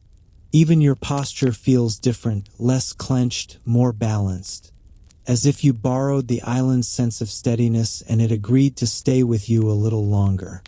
The people who guided you through the night move around you with the same practical kindness as before, making sure you are ready, making sure you are dry, making sure you are not about to do anything foolish on your way out. No dramatic send-off, no long speeches, just the subtle assurance that you are leaving in good order, which is the island's version of affection. You step outside again with your layers properly set and your mind properly quiet. The snow underfoot is brighter now, and the path ahead is clearer, at least for the moment. You take one last look back toward the low stones and the thin smoke thread rising into pale sky, and you let the farewell begin, not as a sudden severing, but as a slow loosening, the way winter loosens its grip when it decides you've earned a softer morning. You step onto the path with morning light on your shoulders, and the first thing you notice is how quiet your own body feels.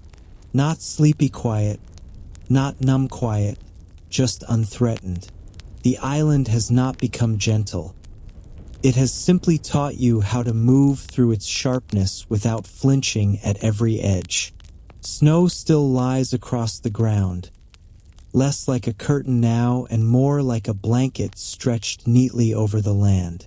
Where the wind has scoured it thin, dark grass shows through in confident streaks. Where drifts have gathered, they round the world into soft mounds that hide dips you now respect. You choose firmer lines instinctively, as if your feet learned a new language overnight. Behind you, the peat fire's influence follows. Warmth carried out on your clothes, smoke threaded into fabric, that earthy sweetness that will cling for hours and remind you that comfort can be made from the ground itself. Your scarf holds a faint scent of salt and wool, and together those smells feel like the island's signature. Sea on the surface, warmth underneath, patience in between. You walk at an unhurried pace toward the ruins one last time, not because you need another view, but because your mind wants closure in physical form. Jarlshof sits low under snow, its walls traced cleanly by white, like a drawing that refuses to be erased. In daylight, the layout reads more clearly, passages narrowing into shelter, corners catching wind and redirecting it, circular outlines gathering space around an imagined center of heat.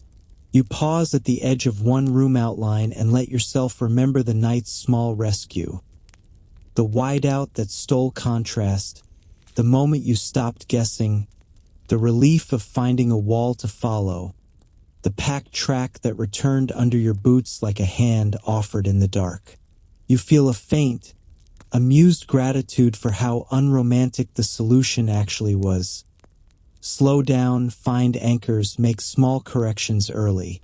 It is the same answer the fire demanded when damp peat tried to smother it.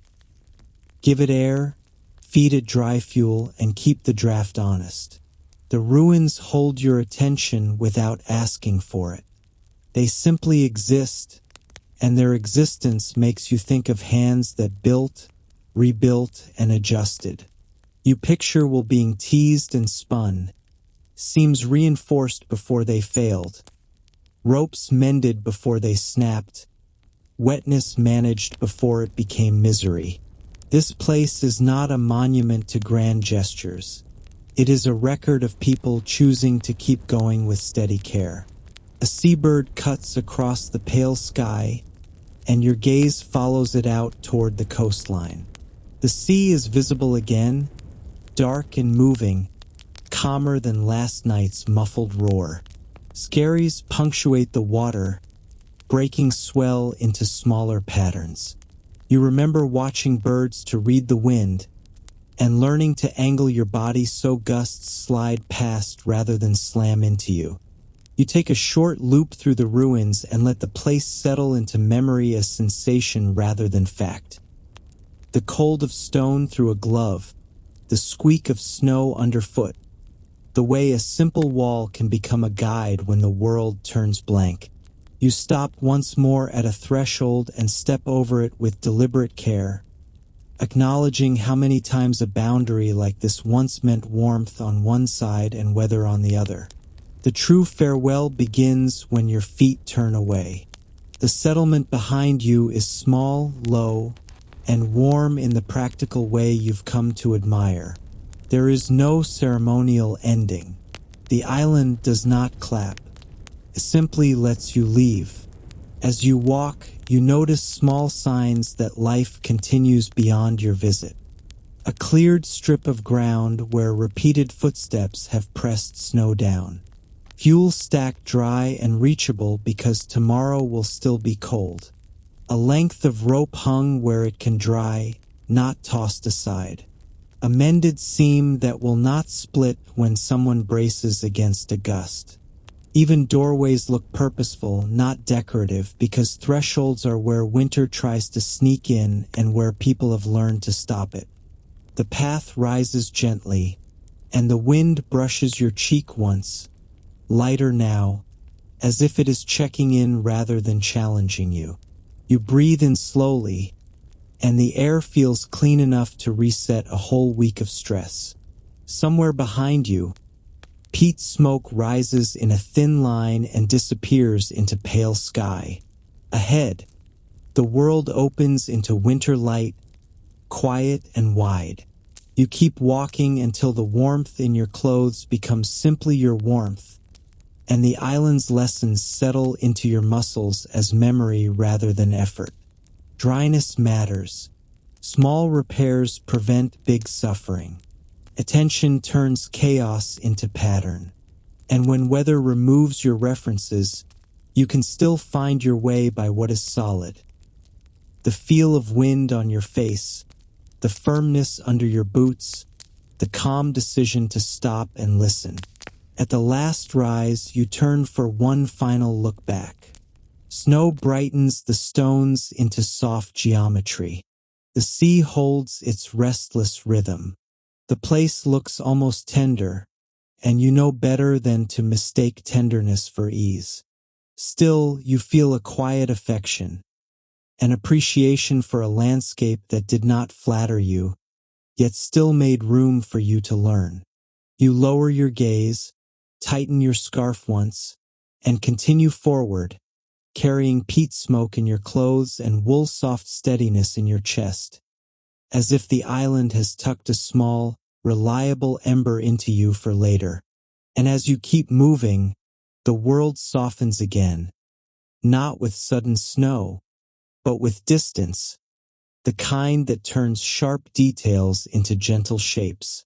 The stones behind you grow quieter in your mind, like a memory wrapped in wool, and the sea's rhythm settles into a steady hum that doesn't ask anything from you.